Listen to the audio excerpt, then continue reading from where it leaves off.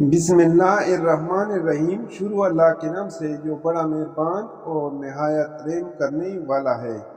پیارے دوستو، السلام علیکم۔ سب سے پہلے خانہ کعبہ کب اور کس نے تعمیر کیا؟ سب سے پہلا حج کب ہوا؟ جب خانہ کعبہ کی عمارت وہاں نہیں تھی تو اس جگہ پر تب کیا تھا؟ کون کون سے نبی نے خانہ کعبہ کو گرا کر دوبارہ تعمیر کیا تھا؟ اس بات میں کتنی صداقت ہے کہ خانہ کعبہ کو اللہ پاک نے آسمانوں سے اتارا تھا۔ اکثر ہم یہ سنتے رہتے ہیں کہ جب حضرت ابراہیم علیہ السلام نے خانہ کعبہ تعمیر کیا تو خانہ کعبہ کی پہلی تعمیر نہ تھی، بلکہ یہ تعمیر تو پہلے سے موجود بنیادوں پر کی گئی۔ جی ہاں دوستو، حضرت ابراہیم علیہ السلام نے جو کعبہ تعمیر کیا وہ کعبہ کی پہلی نہیں بلکہ چوتھی دفعہ کی تعمیر تھی۔ ہم آپ کو تفصیل سے بتائیں گے کہ کیسے خانہ کعبہ 10 دفعہ تعمیر ہوا۔ ویڈیو میں آگے بڑھنے سے پہلے آئیے آپ کو اس واقعہ کا تھوڑا پس منظر پیش کرتے ہیں۔ حضرت ابراہیم علیہ السلام نے چوتھی دفعہ خانہ کعبہ کی تعمیر کی۔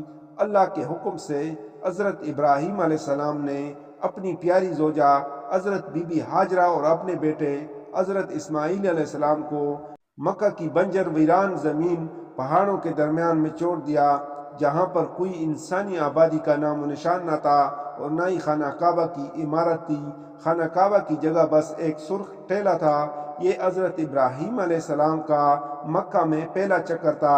اس کے بعد جب دوسری دفعہ حضرت ابراہیم علیہ السلام اپنے خاندان سے ملنے فلسطین سے مکہ آئے تو تب حضرت اسماعیل علیہ السلام کی قربانی کا واقعہ پیش آیا۔ تیسری بار جب حضرت ابراہیم علیہ السلام مکہ تشریف لائے تو حضرت اسماعیل علیہ السلام کی شادی ہوئی اور حضرت ہاجرہ کا انتقال ہو چکا تھا۔ چوتھی مرتبہ جب حضرت ابراہیم علیہ السلام مکہ آئے تو آپ کی ملاقات حضرت اسماعیل علیہ السلام سے نہ ہو پائی۔ پھر پانچویں بار جب آپ مکہ آئے تو اللہ پاک نے آپ کو بیت اللہ تعمیر کرنے کا حکم دیا۔ حضرت ابراہیم علیہ السلام نے حضرت اسماعیل علیہ السلام سے فرمایا کہ میرے بیٹے، اللہ تعالیٰ نے مجھے حکم دیا ہے کہ میں اس گھر کی تعمیر کروں۔ تو حضرت اسماعیل علیہ السلام نے فرمایا کہ ضرور کیجئے، خدمت کے لیے حاضر ہوں۔ چنانچہ ایک روایت کے مطابق خانہ کعبہ کی بنیادوں کی نشاندہی حضرت جبرائیل علیہ السلام نے کی۔ اس پر حضرت ابراہیم علیہ السلام اور حضرت اسماعیل علیہ السلام نے تعمیر کا کام شروع کیا۔ جب کھدائی شروع ہوئی تو قدیم بنیادیں ظاہر ہونے لگیں جن پر حضرت آدم علیہ السلام نے بیت اللہ شریف کی تعمیر کی تھی۔ بنیادوں کے ظاہر ہو جانے کے بعد اس کی تعمیر شروع ہوئی تو حضرت ابراہیم علیہ السلام اپنے اس بڑھاپے میں ایک معمار اور حضرت اسماعیل علیہ السلام ایک مزدور کی حیثیت سے اس کی تعمیر میں لگ گئے۔ کوہ لبنان، کوہ ہرا، کوہ ابو قیس، کوہ صفا اور کوہ مروہ میں ان پانچوں پہاڑوں سے جبرائیل علیہ السلام پتھر لاتے اور حضرت ابراہیم علیہ السلام کعبے میں لگاتے۔ حضرت جبرائیل علیہ السلام کی نشاندہی پر جبل ابو القبیس کی کوہ سے 2 پتھر حضرت ابراہیم علیہ السلام کو ملے۔ ان میں سے ایک حجرہ اسود اور ایک مقام ابراہیم کے نام سے مشہور ہے۔ مقام ابراہیم وہ مشہور پتھر ہے کہ جس پر کھڑے ہو کر حضرت ابراہیم علیہ السلام نے کعبہ کی دیواریں بلند کی۔ جیسے جیسے دیواریں بلند ہوتی گئیں یہ پتھر بھی ہوا میں بلند ہوتا رہا۔ رسول کریم صلی اللہ علیہ وآلہ وسلم نے ارشاد فرمایا، جس کا مفہوم ہے حجر اسود جب جنت سے اترا تو دودھ سے بھی زیادہ سفید تھا، پھر انسانوں کے گناہوں نے اسے سیاہ کر دیا۔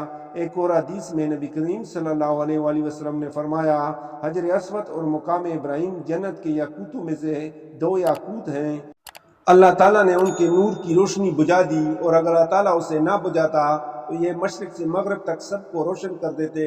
یہ تو تھی خانہ کعبہ کی 14 دفعہ ہونے والی تعمیر۔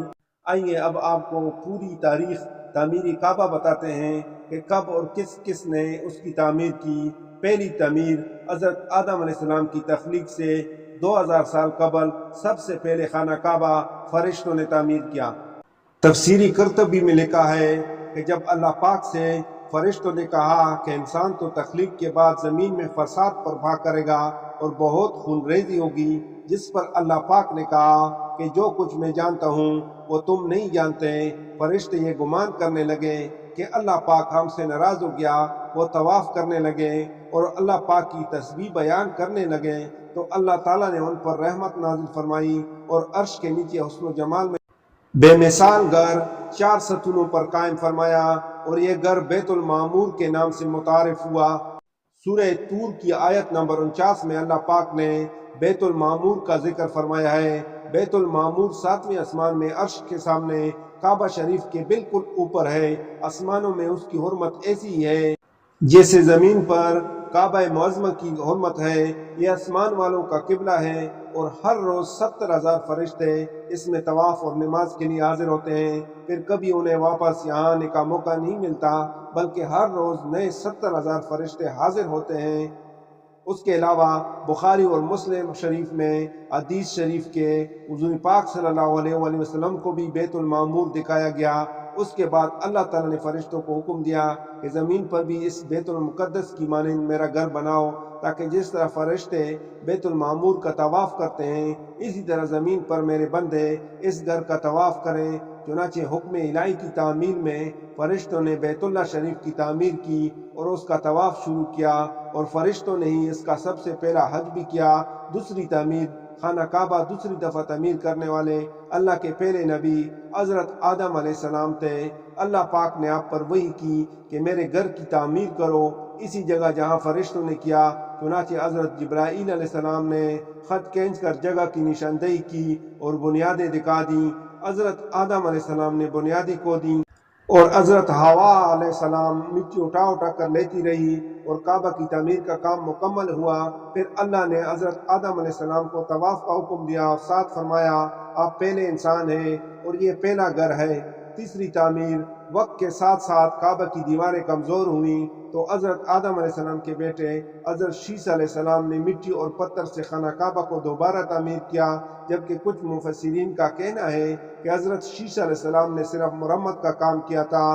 چوتھی تعمیر طوفان نوح میں خانہ کعبہ کی عمارت غائب ہو گئی تھی اور یہ جگہ صرف ایک اونچے سرخ ٹیلی کی طرح رہ گئی تھی۔ پھر حضرت ابراہیم علیہ السلام نے حضرت جبرائیل علیہ السلام کی نشاندہی پر اسی بنیادوں پر تعمیر کی جس پر حضرت آدم علیہ السلام نے کی تھی، جس کو اللہ پاک سورۃ البقرہ کی آیت نمبر 127 میں بیان فرمایا ہے۔